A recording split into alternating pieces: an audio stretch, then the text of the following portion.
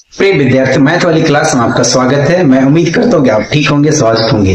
आज हम लोग नंबर सिस्टम संख्या पद्धति से रिलेटेड ऑब्जेक्टिव क्वेश्चन करेंगे।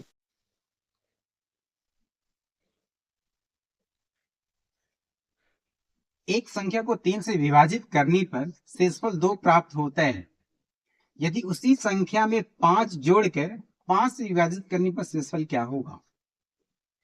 किसी संख्या को 3 से विभाजित करने पर ओके, ये कंप्लीट 3 से डिवाइड होगा। ओके, क्योंकि 3 का मल्टीपल के फॉर्म में है। शेषफल क्या बचता है? रिमाइंडर 2 बचता है। वह संख्या क्या होगी? मान लेते हैं x हो गया। ओके, या फिर आप ऐसे समझ सकते हैं कि 3p + 2 डिवाइडेड बाई 3। इसका मीनिंग क्या हो कि ये कंप्लीटली 3p 3 से कंप्लीट ये डिविजिबल है। ओके, और इसका रिमाइंडर क्या बच रहा है? 2 बच रहा है। तो आप ऐसे लिख सकते हैं। ओके, जो अंक है उस वाले अंक में 5 जोड़ दिया जा रहा है। ओके, x + 5 यानी 3p + 2 + 5। x का समझ ये वैल्यू रखा गया, तो 3p + 2 + 5 7 होगा। ओके, 3 से डिवाइड करोगे तो ये कंप्लीटली डिविजिबल होगा। ओके, इसका रिमाइंडर क्या हो जाएगा? 0 हो जाएगा। इसमें अगर डिवाइड करोगे 7 में 3 से डिवाइड करेंगे तो रिमाइंडर कितना होगा? 1 होगा। ओके, 0 + 1 ऐड कर देंगे। ओके, अगर यहाँ मल्टीपल के फॉर्म में होगा तो रिमाइंडर जो बचेगा उसको मल्टीप्लाई करके रिमाइंडर फाइंड कर लेंगे। 0 + 1 1 आ गया। ओके, तो इस क्वेश्चन का आंसर क्या हो जाएगा? 1 हो जाएगा।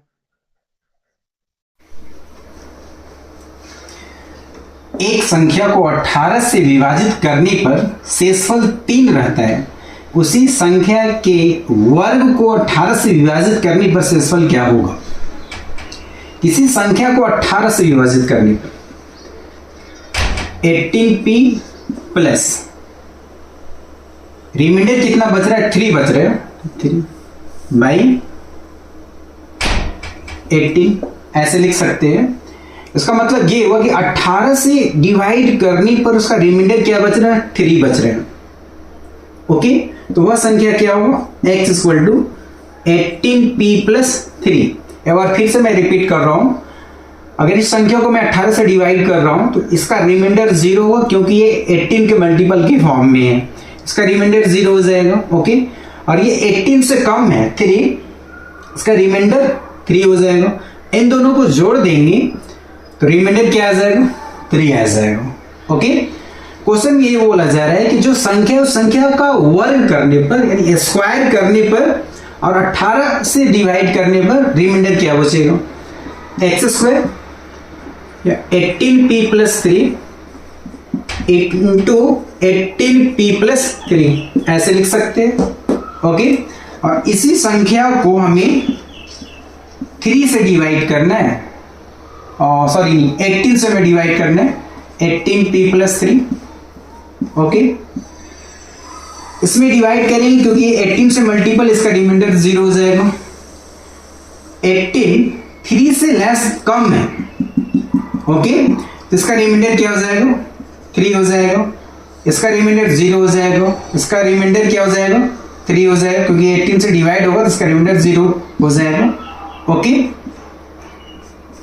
0 + 3 3 हो जाएगा। ये मल्टीपल के फॉर्म में, यहाँ मल्टीप्लाई यूज कर लेंगे। 0 + 3 3, तो कंप्लीटली इसका रिमाइंडर क्या आ जाएगा? 9 आ जाएगा। शेषफल 9 हो जाएगा। इसका आंसर क्या हो जाएगा? 9 हो जाएगा। एक संख्या को 15 से विभाजित करने पर तो ऐसे लिखा जा सकता है। ओके, एक संख्या को 15 से विभाजित करने पर 15p ये कंप्लीटली डिविजिबल होगा। इसका रिमाइंडर क्या होगा? 0 हो जाएगा। 15 से विभाजित करने पर शेषफल 9 हो जाएगा, तो ऐसे लिख दिया। ओके, इसका मीनिंग ये हुआ कि इस संख्या को 15 से विभाजित करने पर रिमाइंडर शेषफल 9 होगा। ओके, उसी संख्या को 5 से विभाजित करें, मतलब 15p + 9 को 5 से डिवाइड करने पर रिमाइंडर क्या होगा? तो इस वाली संख्या में डिवाइड करके देखते हैं। 5 3 के मल्टीपल के फॉर्म में ये कंप्लीटली मल्टीपल हो जाएगा 5 से। ओके, तो इसका रिमाइंडर क्या आ जाएगा? 0 आ जाएगा। इस वाली अंक में डिवाइड करके देखते हैं, तो 5 से डिवाइड करोगे 1 बार में लगेगा। ओके, और इसका रिमाइंडर क्या हो जाएगा?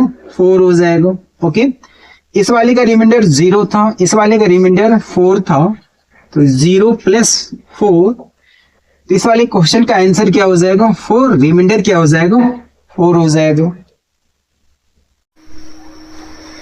एक संख्या को 304 से विभाजित करने पर शेषफल 43 रहता है। 304 से डिवाइड करने पर रिमाइंडर 43 रहता है, ऐसे लिख सकते हैं। उसी संख्या को, दैट मीन्स इस वाली संख्या को 16 से विभाजित करने पर शेषफल क्या होगा? 304 इंटू पी प्लस 43, 16 से डिवाइड करने, पहले इस वाली 304 इंटू पी, इस वाली को डिवाइड करके देखते इसमें रिमाइंडर कितना होगा? 304। ओके, ये 1 से जाएगा, 14 4, फिर ये 9 से चला जाएगा, 1 4 4, ये कैंसिल हो जाएगा। ओके, इसको ऐसे लिखा जा सकता है 16 इंटू 19 इंटू पी प्लस 43/16। ये 16 से मल्टीपल है, तो इसका रिमाइंडर क्या हो जाएगा? 0 हो जाएगा। ओके, प्लस है तो यहाँ प्लस देंगे, 43 इसमें डिवाइड करते हैं, कितनी बार में जाएगा? 2 बार में जाएगा। ओके, ओके 1 1, इसका रिमाइंडर क्या हो जाएगा? 11 हो जाएगा। 0 + 1 1, यानी 11 को ऐड करेंगे तो 11 हो जाएगा। तो इसका आंसर यानी रिमाइंडर क्या हो जाएगा? 11 हो जाएगा। 4 क्रमागत संख्याओं का योग 22 है, सबसे छोटी संख्या क्या होगा? प्रीवियस वाले में विषम और सम थे, इसमें क्रमागत संख्याएं हैं। इस वाले कंडीशन में वही सेम स्टेप यूज करेंगे। 22/4 डिवाइड करेंगे, ये आएगा। ओके, 0.5 5.5 ऐसे रखेंगे।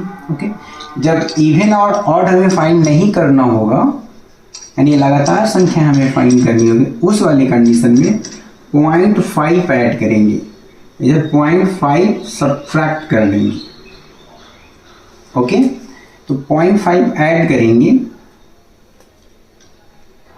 6 हो जाएगा। ओके, इधर 0.5 सब्ट्रैक्ट करेंगे, 5 हो जाएगा। 5 से 1 कम 4 और 6 से 1 ज़्यादा, नेक्स्ट वाली नंबर 7, यानी ये हमें नंबर फाइंड हो जाएगा। ये माइंड में रखेंगे, जब ऑड और इवन नहीं दिया हुआ रहेगा तो 0.5 ऐड करेंगे एवरेज निकालकर। ओके, और जब इवन या ऑड वाली हमें लगातार फाइंड करना होगा, उस वाले कंडीशन में 1 ऐड करेंगे और 1 सब्ट्रैक्ट करेंगे। ओके, सबसे छोटी संख्या हमें फाइंड करना था, ये तो 4 है, 4 आंसर होगा। ओके, इस वाली कंडीशन वही सेम स्टेप यूज करेंगे। 40 में 4 से डिवाइड करेंगे, 10 आएगा। ओके, वही सेम प्रोसेस यूज करेंगे। 10 प्लस 0.5 ऐड करेंगे, माइनस 0.5 इसमें सब्ट्रैक्ट करेंगे, इसमें ऐड करेंगे तो क्या होगा? 10.5 होगा। अगला नंबर क्या होगा? 11.5 हो जाएगा। ओके, इसे 0.5 सब्ट्रैक्ट करेंगे तो 9.5 होगा। ओके, और ये क्या 8.5 हो जाएगा। सबसे बड़ी संख्या क्या होगी वह हमें फाइंड करना है, तो ये हो जाएगा। ओके, तो आंसर क्या हो जाएगा? 11.5 हो जाएगा।